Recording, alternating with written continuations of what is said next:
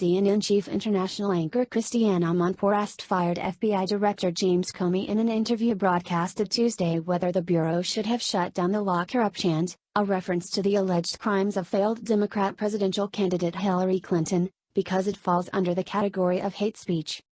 Christiane Amanpour, going forward, the president has said that, you saw we've put a little bit of what he was saying about you, all sorts of nasty names, etc., and that there will be counter-investigations. Sort of accounting for this hoax that exonerated him. You know what I'm saying, to investigate perhaps you, perhaps others. Do you fear that? Do you think that's coming down the pike? James Comey, I don't fear it personally. I fear it as a citizen, right? Investigate what? Investigate that investigations were conducted and what would be the crime you'd be investigating. It's a terrible cycle to start. He's already started it with calling for the locking up of his political opponents, including people like me, and so it'll just be more of that dangerous step, and what I hope, although he'll continue to disappoint me, the Republicans would finally stand up and say we don't do that kind of thing.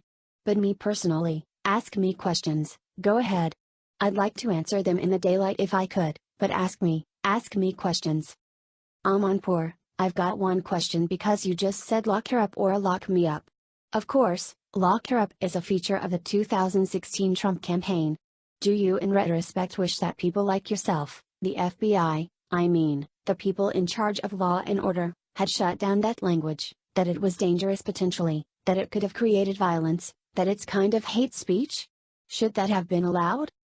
Comey, that's not a role for government to play.